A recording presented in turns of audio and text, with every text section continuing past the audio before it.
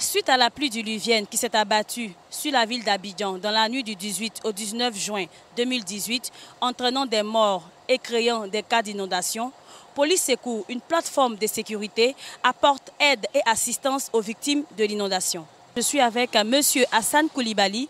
Il est l'initiateur, le premier responsable de la plateforme Police Secours. Bonjour M. Hassan. Bonjour. Suite aux inondations, nous avons décidé de nous rapprocher de la population. La population touchée. Nous avons remarqué qu'il y a beaucoup de personnes qui étaient dans des zones, dans les quartiers touchés, qui n'avaient pas reçu de soins. Et ces personnes sont là. L'eau vient, ils ramassent nous. On ne sait même pas comment on va faire sortir. On ramasse nos enfants, on court, on se bat à l'eau pour trouver nos enfants. Tous nos bagages, tout est parti. Zabi, lacets, tout. Nous, on n'a rien trouvé, Zabi, on n'a même pas trouvé quelque chose pour prendre dans nos maisons. Baraque, tout est parti. On est là, on n'a pas de maison pour partir. On est ici, on dort sous les gens d'abord. On dort dehors, aller là. On n'a pas de place pour dormir. On est blessé, on est venu nous soigner. C'est dans ça qu'on est venu ici. Oui, je me nomme M. Sondo Ernest. Oui, j'habite derrière à la bras. L'eau nous envoie en une minute. On se lève, l'eau atteint nos poitrines. On ne sait pas comment il faut faire. On a pu se sauver, mais en tout cas, tout est parti. On n'a plus rien où on est. C'est de bouche à l'oreille qu'on a appris que non, on soigne les arbres gratuitement. Voilà pourquoi nous sommes rendus depuis avant-hier. Hier même on était là, aujourd'hui encore nous sommes là. Ils sont en train d'être pris en charge par des médecins bénévoles, membres du groupe Police Secours. Nous avons lancé un appel. Les membres de Police Secours qui sont médecins ont accepté de venir bénévolement. Des personnes membres qui ne sont pas médecins, qui ont accepté de nous apporter des médicaments, d'autres ont apporté des vivres, des vêtements. Donc nous sommes au parking d'un centre commercial au nord d'Abidjan et ça fonctionne bien. En 48 heures, nous avons pu soigner au jour d'aujourd'hui 180 personnes. Les personnes qui arrivent effectivement sont recensées dans un cahier avec leur nom, leur contact, pourquoi ils sont là. Et les médecins ajoutent à cette mention, les médecins ajoutent les soins qui ont été administrés à ces personnes. Nous leur donnons des ordonnances. En même temps, il y a une pharmacie de fortune qui est là. Nous regardons dans notre pharmacie si les ordonnances données par les médecins, nous leur remettons. S'il n'y a pas les ordonnances, nous avons un petit budget que les membres nous ont envoyé. Nous leur donnons symboliquement ce budget-là pour aller prendre les médicaments qu'ils peuvent prendre.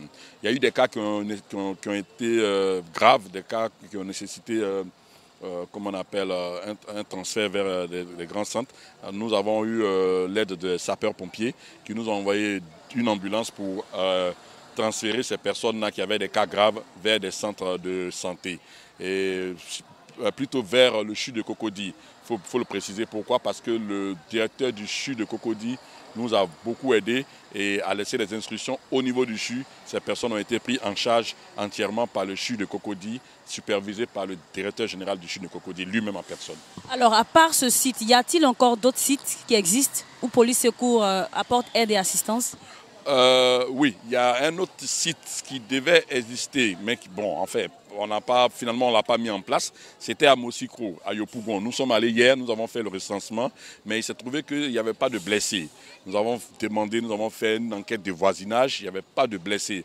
Donc nous avons levé le dispositif et nous sommes revenus vers Cap Nord où vraiment les gens nous attendaient vraiment. Alors à cet instant précis, quelles sont les difficultés que vous rencontrez actuellement? Les difficultés que nous rencontrons par moment ici, parce que les personnes qui arrivent ici, la majorité de ces personnes reçoivent des injections antitétaniques. Et ces injections manquent en ce moment dans notre pharmacie.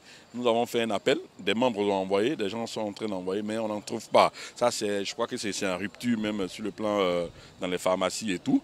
Mais voilà un peu, c'est sur les médicaments par moment qu'on a souvent un cas d'un enfant blessé qui doit avoir tel médicament, on n'en a pas et tout. Donc nous demandons aux membres, aux personnes de bonne volonté de nous faire parvenir des médicaments de chirurgie, des médicaments de première nécessité, palu, grippe, diarrhée et tout pour les enfants.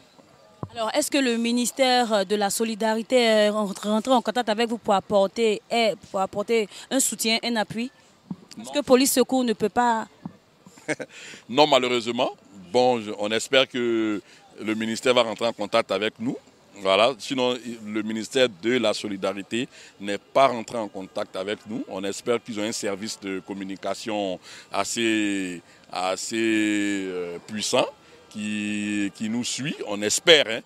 Bon, peut-être qu'ils n'en ont pas aussi. C'est l'occasion peut-être de lancer un appel au ministère. Oui, bon, je vais plutôt dire... on va lancer l'appel, comme vous le demandez, on va lancer l'appel. Normalement, un ministère doit avoir un service qui doit savoir que nous sommes là. Nous avons essayé d'appeler l'ONPC. L'ONPC nous a contactés, ils sont venus. Le GSPM est venu, la police est venue. Voilà. Les services de la Première Dame nous ont contactés, ils sont venus.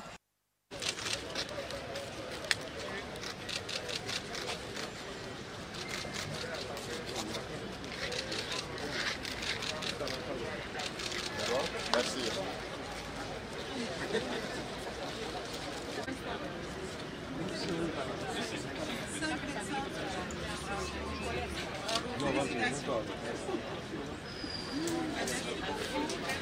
Si vous voulez qu'on aille vers le ministère de la Solidarité, bon, on le fera. Ils seront en route, ils vont venir. Bon, c'est à eux de voir. Nous fonctionnons déjà sans eux et bon, ça fonctionne bien. Ils seront la bienvenue, on les attend. Alors, l'entretien est pratiquement terminé. Avez-vous quelque chose à ajouter pour terminer? Ce que j'ai à ajouter, c'est de demander aux membres de Police Sékou de continuer à garder cet élan de solidarité qu'ils nous ont démontré depuis le début. Vous voyez des médecins qui sont là depuis jeudi, qui ont laissé peut-être leur clinique, qui viennent du matin jusqu'au soir. On n'a même pas de budget à leur donner, on n'a rien. Ils n'ont même pas accepté parce qu'au début, on avait essayé de leur donner le transport. Ils n'ont pas accepté, ils ont dit qu'ils sont venus bénévolement, volontairement, on voulait leur dire merci. On voulait dire merci à toutes ces personnes, à tous ces membres. Nous avons 300 000 membres aujourd'hui, mais tout le monde a contribué à son petit niveau pour que ce centre de regroupement-là puisse vraiment marcher. Et nous voulons dire merci à ces personnes-là. C'est vraiment le mot le dernier mot que je voulais ajouter. Merci aux sapeurs-pompiers par leur responsable, le colonel Sako. Merci au général Kouyaté pour la police. Et merci à toutes ces personnes qui n'ont jamais cessé de soutenir Police Sékou. Eh bien, chers amis internautes d'IvoireTV.net, merci d'être restés en notre compagnie et n'oubliez pas de nous suivre sur IvoireTV.net. Vous avez découvert ici. Que vous avez découvert Ivoire TV.